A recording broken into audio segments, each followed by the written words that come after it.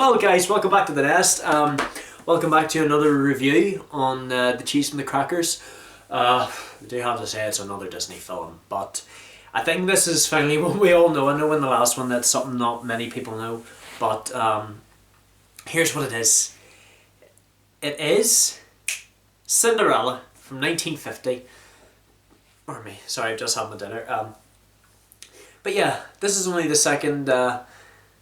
Well, it's not the second one we've based off a fairy tale. Sure, we have Pinocchio, but this is the second one where we've finally got a Disney princess. You know, it's probably the most successful one we've got since Snow White and the Seven Dwarfs. That's where I think I heard, maybe.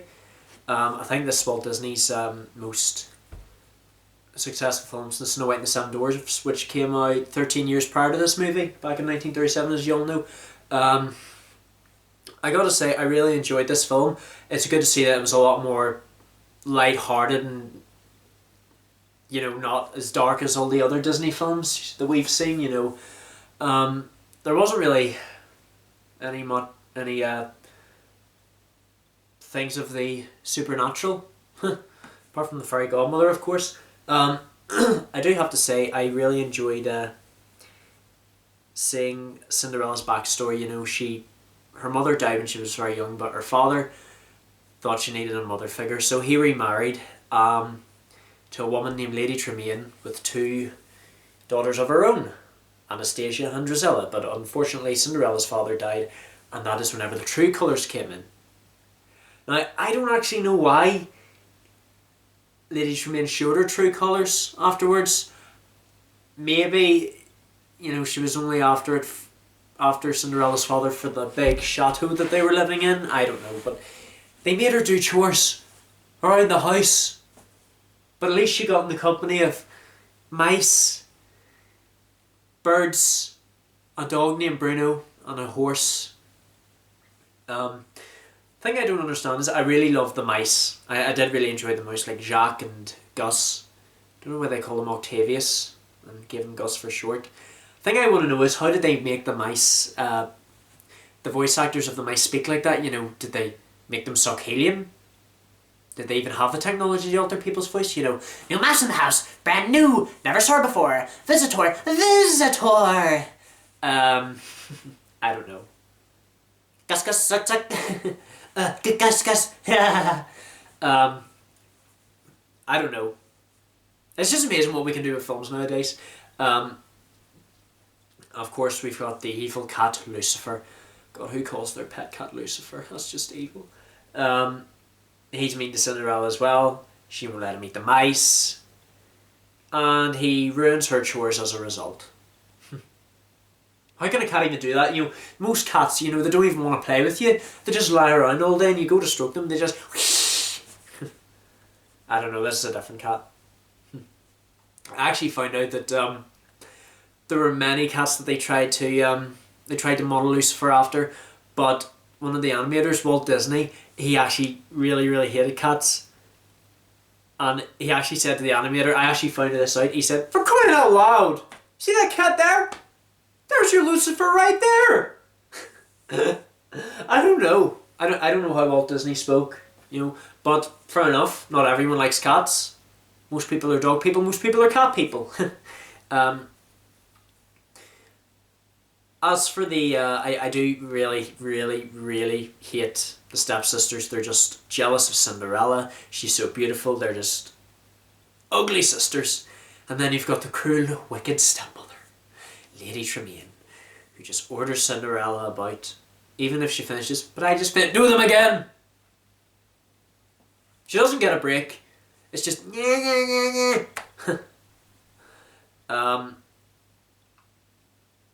As for the king, you know, he is wanting grandchildren, and his son just refuses to marry and settle down with a wife. But he decides to host a ball for his return and see that every eligible maid in the kingdom is there. Cinderella is allowed to go on the condition that she gets her work done and finishes her chores, but she also has to find something suitable to wear. But when, of course, like I said, whenever she tries to find the time, they ask her to do stuff. Cinderella, Cinderella. When she gets a minute, they begin it. God, I love that rhyme. But whenever they finally make the dress for her, the sister, I don't get why the sisters, didn't want the beads and the sash, but as soon as they see Cinderella wearing them, they destroy the beads and the sash. And I gotta say, the thing I love about Lady Tremaine is she's very calculated about what she's doing. She knows what she's doing. Like, she knew that if she pointed out those beads and the sash, the sisters would go mad and rip her dress to shreds. But luckily, along comes the fairy godmother. A lot of these things in Cinderella, you lose hope at one point, but you get it back. You lose hope, you get it back. Fairy godmother turns up, and this is the only form of magic we're going to see in this movie. With a bibbity bobbity boo, she turns the pumpkin into a cart. No, a cart, a carriage. And she turns the mice into a group of horses, the horse into a coachman. Yeah, it's Bruno who becomes the footman. God, I get them mixed up sometimes. And I really loved seeing Cinderella's torn dress turned into the big her signature white ball dress. I actually did find out that the transformation of her dress was Walt Disney's favourite piece of animation he ever did, and I can't really blame him. But of course she's got until midnight. Nobody recognises her, nobody knows who she is. Well, Lady Tremaine very nearly recognises that it's her own stepdaughter. The prince has found the love of his life, but of course the spell breaks at midnight. People can recognise her, she escapes, but she leaves a glass slipper on the stair. I don't understand why the glass slipper wasn't taken away with the spell at midnight. Maybe it's special. Maybe something she can remember the night by, I don't know. But they decide to hunt a search, and they try it on every girl in the kingdom. I gotta say that I don't like how the stepsisters have abnormally large feet. Luckily, they don't fit, obviously, the slipper.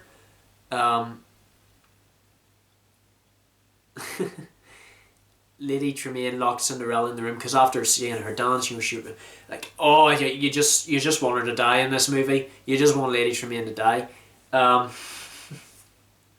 can't blame you if you want a villain to die. You can't blame yourself. I know it's fake and everything. You shouldn't wish that on someone, but they're just so evil.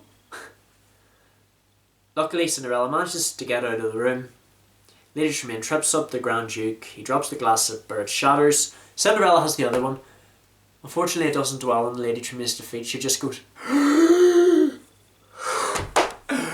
could you do this to me? I raised you." Yeah, but you forced her into slavery. Took advantage of her kindness. Luckily, Cinderella gets married, and she lives a happily ever after. I just gotta say, I really enjoyed the ending. Happy endings. I like that Lady Tremaine didn't get what she wanted. I really love how people can hate the stepsisters and the stepmother, because it's typical in the story that well, not typical of a well, actually Snow White had a bad stepmother. The queen, aren't most actually I'm not going to get into what a king and queen should be like, but I guess it's just a tradition with princesses. You never know.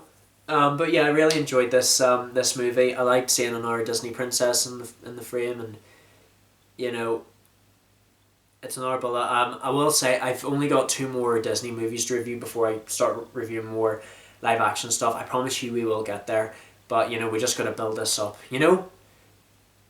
Good thing about rock bottom is there's only one place you start, and that's the bottom. There's only one way to go, and that's up. But that's what we're doing, guys. Thank you so much for watching this review. I really enjoyed Cinderella from 1950. I should see you guys in the next review. Obviously, I'm keeping it a secret until the next review. But thank you all so much for subscribing. I really love seeing the channel building up here. I'm getting more subscribers, and I just love seeing the support in this. Don't forget to comment what review you would like to see next. Leave a like and comment, and don't forget to subscribe and share this with your friends and family. I shall see you guys in the next review, and take care of yourselves, guys. Thank you so much.